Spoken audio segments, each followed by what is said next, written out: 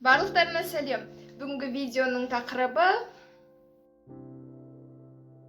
мен өзім фото редактировать еткенді, видео редактировать еткенді барлығын жақсы көремін, және де әр инстаграмда кәдімгі лентаны листать етіп отырғанда да кез келген адамның суретіне мен қарап, оның қай жерде дұрыс, қай жерде дұрыс емес, барлығын қарап, сол себепті осындай видео шығарып отырмын.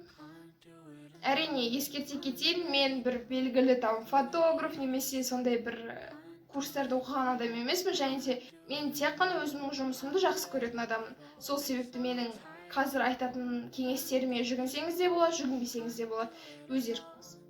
Фото редактировать етудегі қателіктер және де бонус ретінде қазіргі таңдағы түрлі трендтер. Болса кеттік. Видеодағы барлық көрсететін фотолар, олар менің фотоларым, және де өзімнің фотоларымнан қателікпен жасау арқылы сіздерге айырмашылықтарды көрсеткім келді. Ең бірінші қателік оқығандарыңыздай тым көп фильтр. Ал енді мен оны мысал ретінде көрсетейін. Қарапайым мынандай бір фильтрді фотоға қараңыздар, және де мынандай өте көп фильтрді фотоға қараңыздар. Қазір үлкен көрсетем. Көріп тұрғандарыңыздай айырмашылық жер мен көктей. Әрине көрініп тұр, дұрыс емес фото екені. Және де адамның көзін тартпайды.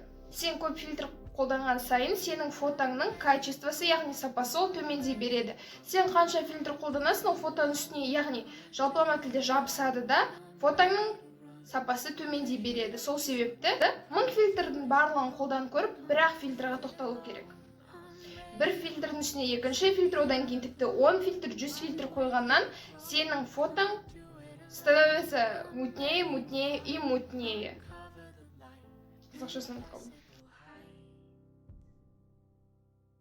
Екінші қателік.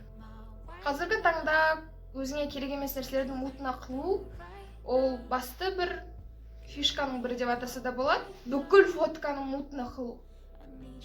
Тек қана артқы фонды немесе тек қана өзіңе қажет жер емес, бүкіл фотка. Мысалды былай көрсетейін. Мына фотоға қарап, менде ешқандай ассоциация тумайды, мен фокус дұрыс істемей қалған ба деген сияқты ойға ғана келемін. Сол, ары қарай кеттік. Үшінші қателік. Қолмен бет жүзін көрсетпеу. Жарайды, мен түсінем, егер былай болса, там былай болса, или там былай болса. Мен түсінемін. Бірақ, мынау не фото? Жарайды. Там белгілі бір концепцияға, немесе белгілі бір жанрға байланысты осылайды түссе, жарайды. Оны түсінемін, бірақ мынандай фото көргенде не жерде тұрады? Мен ал сен не үшін фотоға түстің, егер өз түріңді көрсетпесең деген сұраққа келем. Түр көрсетпейтін түрлі фотолардың түрлері болады, бірақ оны да түсіре білу керек. Төртінші қателік тым көп стикер. Стикер. Фотоның мына жеріне стикер, мына жеріне стикер, мына жеріне стикер, тіпті мына басқа тоже стикер, мына жағын бәріне стикер.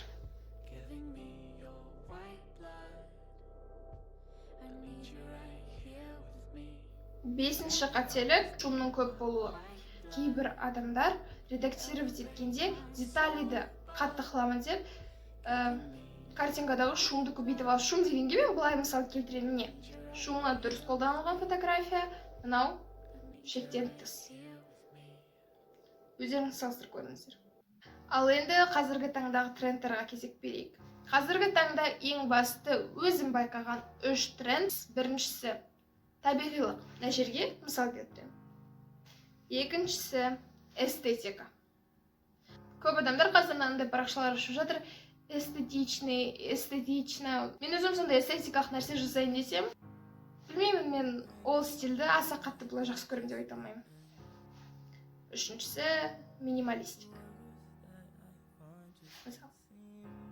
Осы видео соңына жетті. Келесі видео фотоны дұрыс редактировать ету жайлы болғанын қаласаңыздар, осы видеоның астында 15 лайк жинайық, содан кейін міндетті түрде фотоны қалай дұрыс, нақты редактировать етудің жолдары және де түрлі лайфхактарын көрсететін боламын. Егер осы видеоны лайк басыңыздар, арнаға тіркеліңіздер. Сау болыңыздар.